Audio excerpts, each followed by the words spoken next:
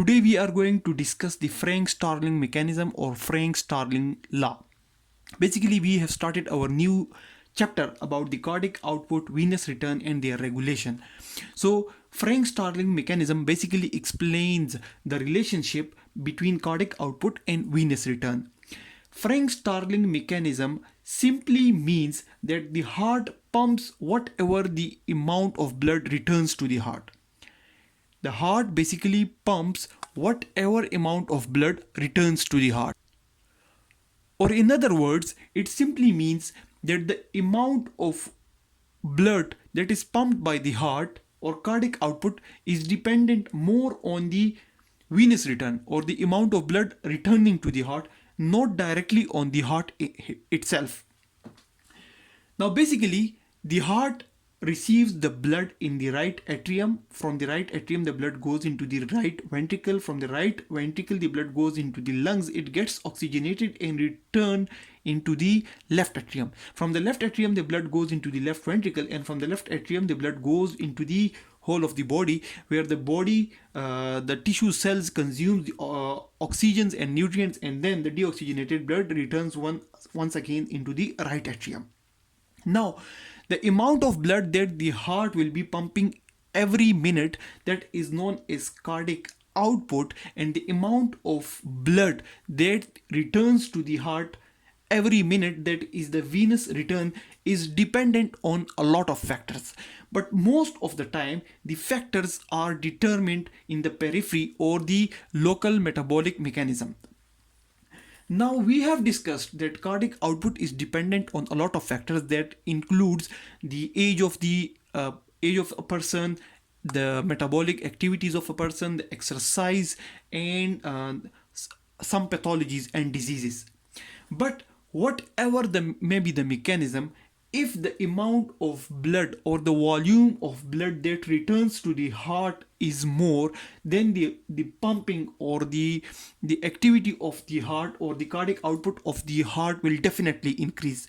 But how will it increase? There are three main mechanisms. First of all, when more blood returns to the heart basically stretches more.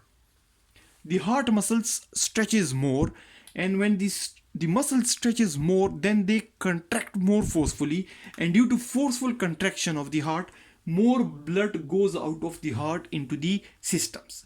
So, due to increased return of more blood into the right atrium and right ventricle, the heart is stretching more, it stretches more, and due to more stretching, it contracts more powerfully, which leads to increase in the cardiac output or increasing the amount of blood that is pumped. That basically determines the Frank Starling mechanism, or the heart is pumping whatever the amount of blood returns to the heart. Now, the second mechanism is when the amount of blood that is returning to the right atrium increases, it basically activates the sinus node. It activates or stretches the sinus node or the SA node. So this is the second mechanism, the SA node stretching. With the increased amount of blood, the SA node in the right atrium gets stretched, and due to the activity of the SA node, due to the increased activity of the SA node, the rhythmicity or the activation or the heart rate increases. So the stretching of the SA node leads to increased heart rate.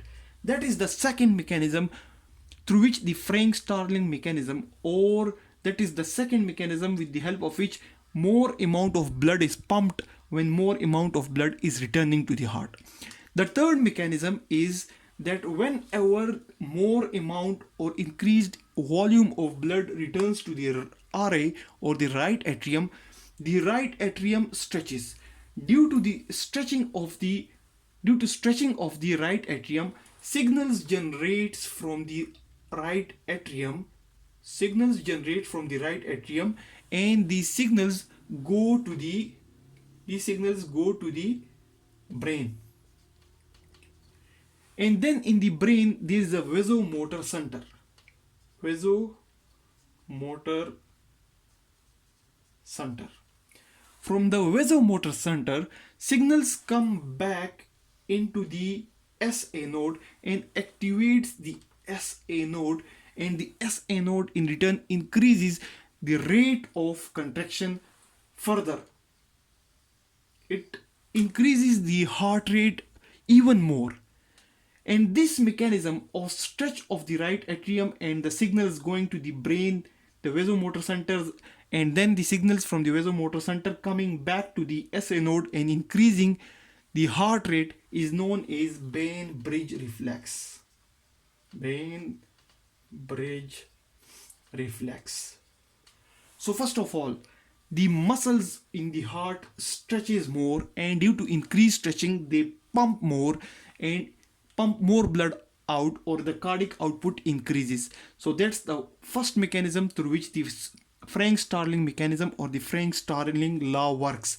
The second mechanism is that the increased amount of blood returning from the body into the right atrium stretches the SA node directly, and this stretch of the SA node directly increases the rhythmicity of the heart, which leads to increased rate of the heart contraction.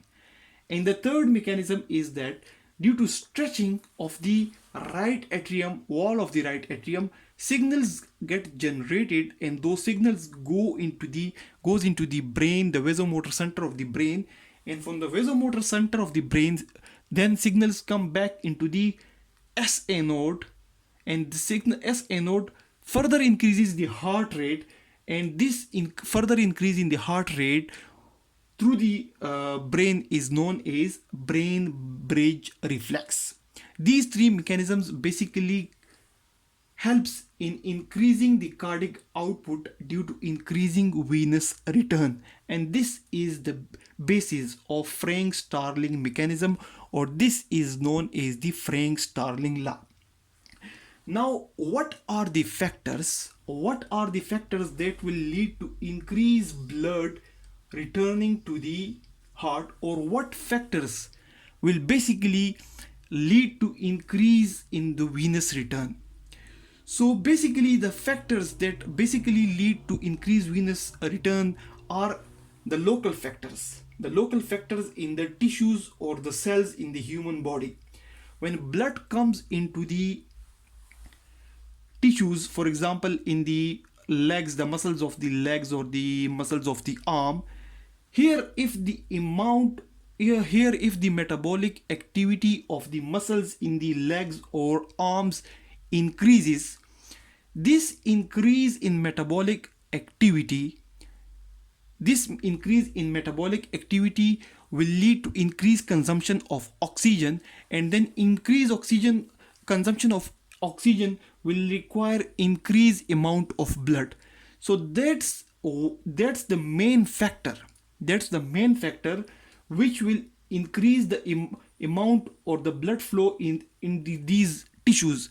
When the blood flow in these tissues increases, it ultimately leads to increased blood returning to the heart as well. And when increased amount of blood is returned to the heart ultimately will pump more blood, and which is known as basically Frank Starling mechanism. Now here, with the help of this graph, we can see that as a person starts work or exercise, the amount of metabolic activity in these tissues starts increasing. The metabolic activity in these tissues, in the muscles of the human body, starts increasing. So here the person has started working, and the consumption, the amount of work is gradually increasing. Is the amount of work or the exercise the person is doing is increasing, at the same time the oxygen consumption in these tissues also starts increasing, which has been shown with the help of this blue graph. The exercise or the work of the body is increasing, so the oxygen demands of the tissues are increasing, and as the oxygen consumption in these tissues increases, at the same time the cardiac output the cardiac output or the blood that is pumped by the heart also increases.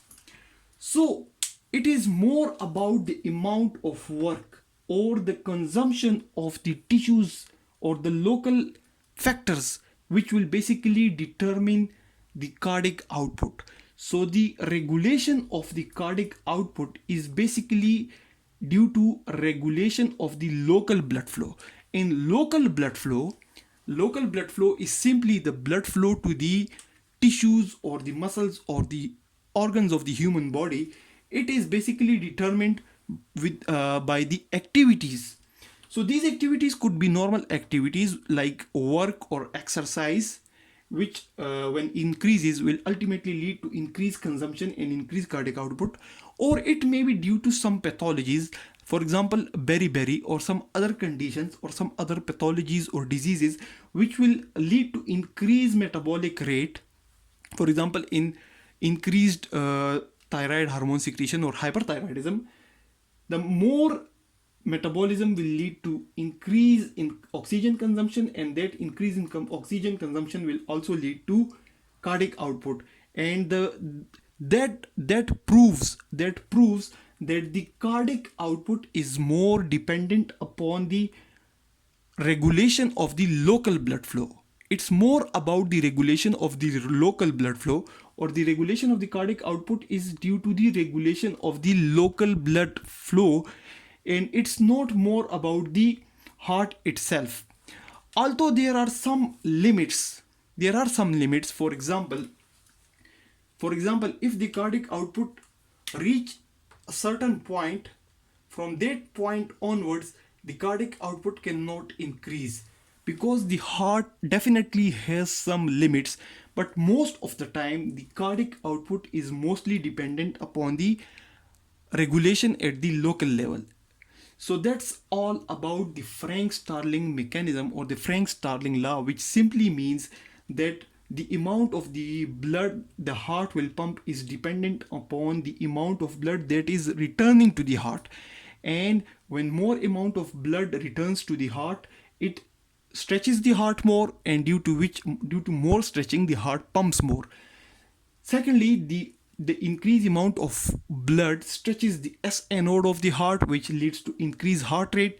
And again, due to increased stretching of the right atrium, the signals go to the brain, and with the help of Bainbridge reflex, there is increased activation of the SA node and further increase in the heart rate.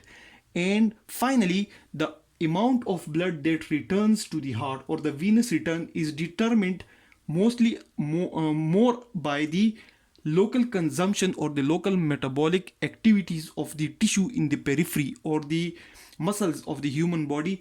And when their demand increases due to work or exercise, their oxygen consumption increases, and so their cardiac output also increases. So that's all about the Frank Starling mechanism. Thanks a lot for watching the video.